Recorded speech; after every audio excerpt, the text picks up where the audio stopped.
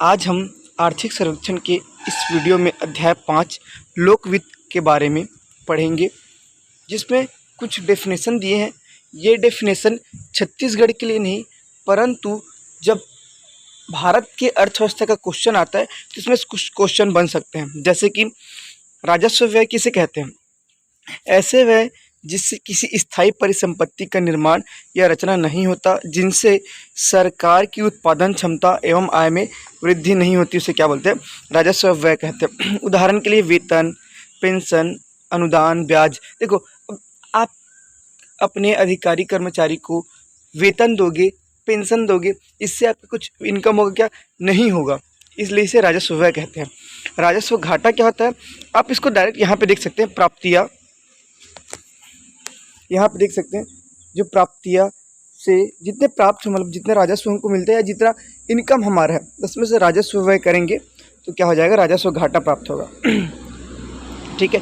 वैसे पूंजीगत व्यय ऐसे व्यय जो सरकार के परिसंपत्तियों में विकास उन्मुख वृद्धि करने वाली होती है, पूंजीगत व्यय माना जाता है। जैसे सड़क, पुल, पावर प्रोजेक्ट, मतलब पूंजी में व्यय करोगे आप तो उससे लाभ होगा। आप अर्थव्यवस्था का ये सूत्र जानते होंगे कि जब तक आप कैपिटल नहीं लगाओगे आपको इनकम नहीं मिलने वाला। तो ये वही है, आप कैपिटल में जब व्यय करोगे तो आपको क्या होगा? इनकम मिलेगा।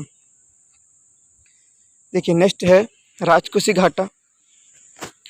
राजकोषीय घाटा से तात्पर्य कुल प्राप्ति एवं कुल व्यय के अंतर को क्या बोलते हैं? राजकोषीय घाटा कहते हैं। ठीक है। लोक ऋण तो आपको पता होगा, शासन द्वारा घाटा पूर्ति के लिए ऋण लेना। जैसे कि हमारी छत्तीसगढ़ सरकार भारत सरकार से ऋण लेती है, उसको क्या बोलेंगे? लोक ऋण बोलेंगे। चलिए इसमें बजट 2021-22 अर्थात जो लास्ट ईयर जो 21-22 में बजट था उसके बारे में थोड़ी सी जानकारी दी गई है। ठीक, ये आंकड़े उतने नहीं पूछे जाते, बस हमको याद रखना है कि इनमें किसका किसका व्यय कितना था, कितना कितना अंश था करके। देखते हैं कुल प्राप्ति कितनी, मतलब कुल प्राप्ति का मतलब क्या होगा कि हमारे इनकम कितने हैं, चाहे राजस्व की हो, चाहे पूंजीगत हो, चाहे उधार को। ठीक है। तो राजस्व प्राप्ति हुई हमारे पास, कुल प्राप्ति हुई है 97,145, मतलब 97,145। ठीक है। और कुल व्यय हमने कितना किया, खर्च कितना किया? 97,106। मतलब देखो कि जितना कमाए उससे कम खर्च कर रहे हैं, है ना। तो हमारे पास इस बार घाटा होने के चांसेस है क्या? नहीं है। ठीक है। अब देखते हैं राजस्व प्राप्ति कितनी है हमारे पास। ये आपकी राजस्व प्राप्ति 79325। ठीक है, 79325 है ना। लेकिन व्यय कितने की हमने? 83,027। मतलब हमारे पास राजस्व जितना आया उससे ज़्यादा हमने क्या किया? व्यय कर दिया। हाँ, यहाँ पे देखिए पूंजीगत व्यय कितना हुआ, है ना। पूंजीगत प्राप्ति कितना हुआ? 17,820। और व्यय कितना किया हमने? 13,839। ठीक, ये राजस्व प्राप्ति, ये राजस्व व्यय दोनों सेम टू सेम लिखा गया। अब ये राजस्व प्राप्ति हुई है, उसमें सबसे ज़्यादा राजस्व कहाँ से आता है, ये देखने वाली बात है। तो सर्वाधिक हमें राजस्व मिलता है, ये देखो। अब इस पे देखेंगे हमारा राजस्व क्या है, केंद्रीय कर और राज्य कर। तो राज्य कर से हमें कितना मिलता है? इसका अंश है 25,750 और केंद्रीय कर में हम 22,675। ठीक है। अगर परसेंट वाइज देखिए, इसका पैसे याद नहीं रखने, हमको डिजिट याद रखना है। ठीक है। अगर राजस्व प्राप्ति या कर राजस्व हमारे कुल राजस्व में कितना योगदान देता है ना, या कुल इनकम में कितना योगदान देता है, तो कितना इनकम देता है, कितना योगदान देता है? ये 6105%। कितना योगदान देता है?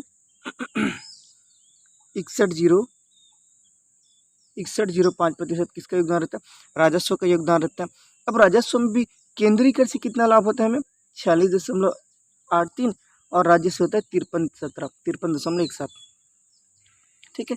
जो लास्ट वर्ष से वृद्धि कितनी हुई है?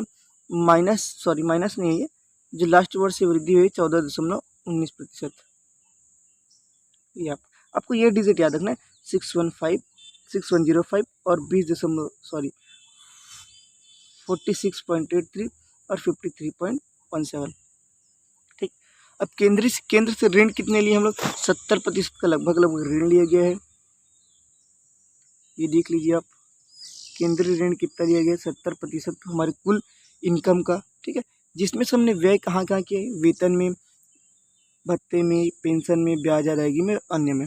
ठीक है, आपको लास्ट में एक चीज़ का बस याद रखना है कि पूंजी प्राप्ति जितनी हुई है, पूंजीगत प्राप्ति जितनी हुई है उससे कम क्या हुआ, व्यय हुआ है। ये पूंजीगत प्राप्ति और पूंजीगत व्यय। लेकिन आप इसी चीज़ को एक बार और देखिएगा, यहाँ पे जो राजस्व प्राप्ति है, ठीक है, राजस्व प्राप्ति से ज़्यादा हमारे पास क्या है, राजस्व का व्यय है। ये एक बार देख लीजिएगा कौन सा ज़्यादा है कौन सा कम, बस इतने पूछेगा, राजस्व प्राप्ति ज़्यादा है या राजस्व व्यय ज़्यादा है। तो राजस्व व्यय ज़्यादा है, राजस्व प्राप्ति कम है, पूंजीगत प्राप्ति ज़्यादा है और पूंजीगत व्यय कम है। ठीक, अब राजस्व प्राप्ति में हमारे जो छत्तीसगढ़ कर है उसका योगदान, मतलब टोटल कर छत्तीसगढ़ का कर नहीं बोला जाएगा, भारत का या केंद्रीय कर और राज्य कर दोनों मिलाकर कितना योगदान देते हैं, 61.05, या आपको 61.05, जिसमें से राज्य का ज़्यादा है ना 53.17, 61.05, 53.17 और यहाँ पे 46.83। ठीक, ये तो बजट का एक आकलन हो गया। हर बार हर वित्तीय वर्ष में जब आर्थिक समीक्षा होती है तो लास्ट गत वर्ष हमने जो बजट पेश किया था ना, उस पेश किए बजट में क्या हमें लाभ मिला, क्या हानि हुई, ये सब देखा जाता है। देखिए इसी चीज़ को हम अपने लिख सकते हैं कि लास्ट वर्ष है ना, लास्ट वर्ष जितनी राजस्व प्राप्ति हुई थी, लास्ट वर्ष मतलब बोला जाए तो 20-21 में, है ना, तो 20-21 और 21-22 में क्या अंतर है। तो जो कुल राजस्व प्राप्ति है, जो कुल राजस्व प्राप्ति है वो कितना है, मतलब कुल राजस्व प्राप्ति में कितने प्रतिशत की वृद्धि हुई, तो 16.07% की वृद्धि हुई। इसमें कर राजस्व कितना है, 17.11% की वृद्धि किया, और कुल गैर कर राजस्व में 14-17। आपके लिए सबसे महत्वपूर्ण यहाँ पे ये दोनों है। आपको ये बताऊँ, केंद्रीय कर, ये तीनों बताया था आपको ऊपर मुझे इस टेबल में याद करने के लिए। ठीक है, ये तीनों याद करिएगा इस टेबल में। कर राजस्व 53.17, ठीक है, गैर राजस्व 61.05, और केंद्रीय के लिए क्या बताया था आपको, केंद्रीय कर की बात करो ना, केंद्रीय कर में आपके पास यहाँ पे था 46-43 कुछ था। ठीक है, अब राजस्व प्राप्ति में देखेंगे, प्राप्ति 17 लास्ट ईयर से और इस ईयर में कितना अंतर है, तो 17.07% की वृद्धि हुई है, फिर 17.11%, फिर 14.47%, 16, 17, 14 करके याद रखिए, इतना काफ़ी है, 16, 17, 14।